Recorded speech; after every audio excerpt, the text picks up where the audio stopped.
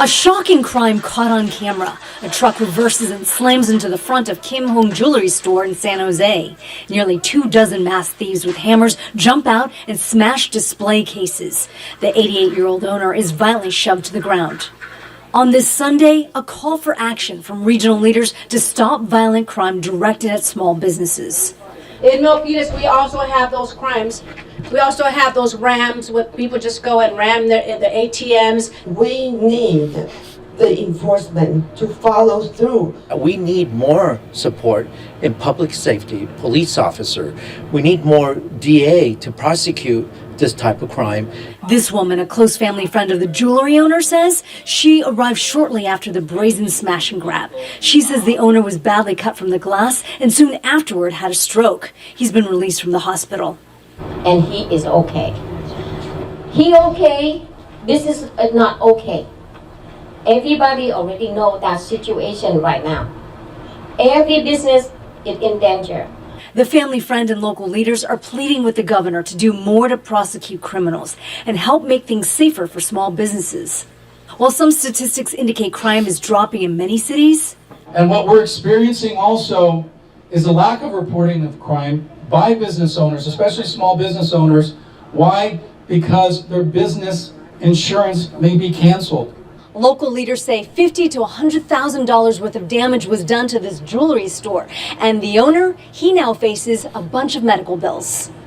The owner has closed the business, and there's no telling if or when he'll reopen. This happened in broad daylight.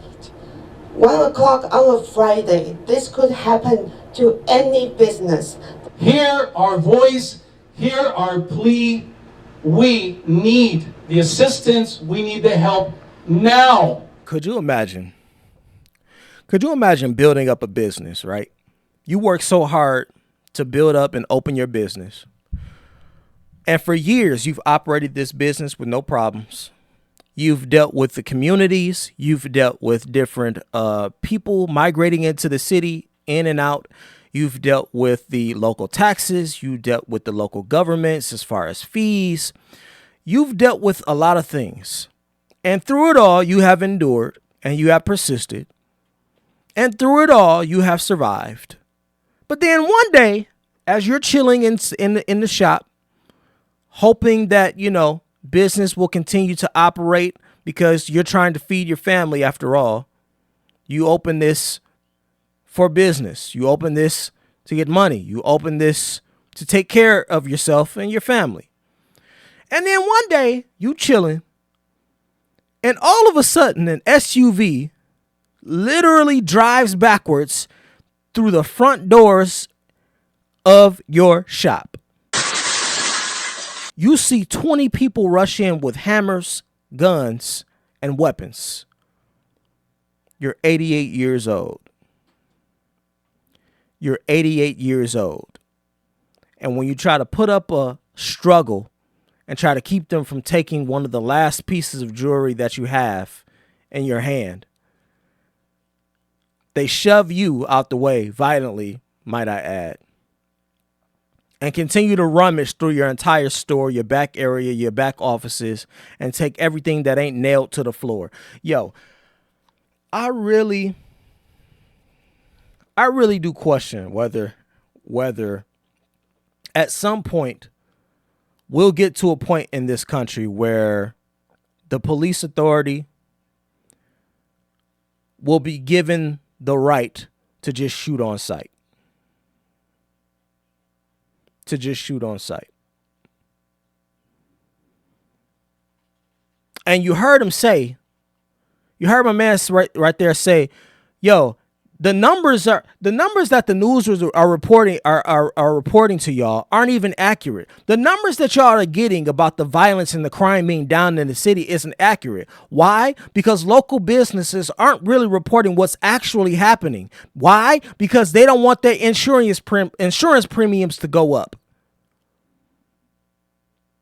Because if they pick up the phone and let their insurance providers know, yo, in the last 3 months, we done had 8 break-ins. Guess what's going to happen? Guess what's going to happen? Them insurance premiums is going through the roof. That's what's going to happen. And you're talking about businesses that can probably barely afford them the way that they are right now. So no, they can't deal with fees on top of the ones that they're already dealing with. So no, they don't want to report the crimes. So it's a domino effect. The crimes go unreported. News and media think that everything's okay, that the city is actually getting better, that the neighborhoods are improving. And you have communities and local governments responding to that information, that misinformation, and saying, all right, well, y'all must be good. We don't really need to do nothing then. We don't really need to turn up. We don't really need to turn up the police authority or anything. I used to live in Detroit. I don't live there anymore. But I was born and raised. For those of you that don't know, born and raised in Detroit.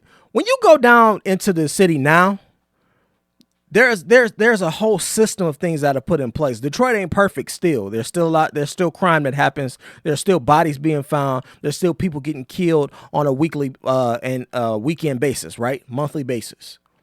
But when you go into the inner cities and you actually start to visit the neighborhoods that you used to, hang out in, the streets that you used to ride around in at night, you will see the subtle changes that they've made.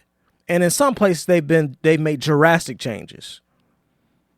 Whether it's technology being put up through the use of camera footage and CCTV, whether it's, a lot of these stores and businesses have the green light above them to let them know that, hey, these particular stores and businesses are under constant surveillance and security. So attack at your own risk. But they made improvements, is what I'm saying here. But what happens when you don't get the right information and you think that everything's kosher because ain't nobody been reporting no crimes is that you think everything is cool, so you do nothing. You do nothing to improve the state of the neighborhood. So it continues to devolve. It continues to go down in quality. And it continues to experience and be on the receiving end of this. And nothing gets done. Smash and grab ain't nothing new.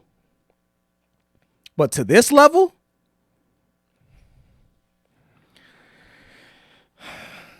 and this is in Cali, Bay Area.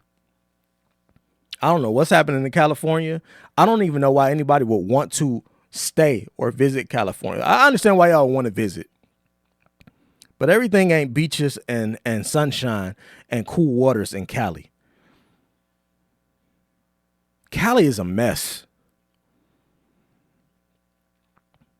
Cali is a mess.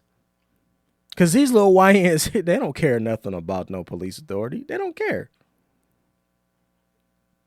Broad daylight. You heard her. Drop a comment down below, y'all. Let me know what y'all think. I think it's worth a look to think about sending in the military into Cali. Me personally. Y'all let me know what y'all think. I'll holler at y'all later.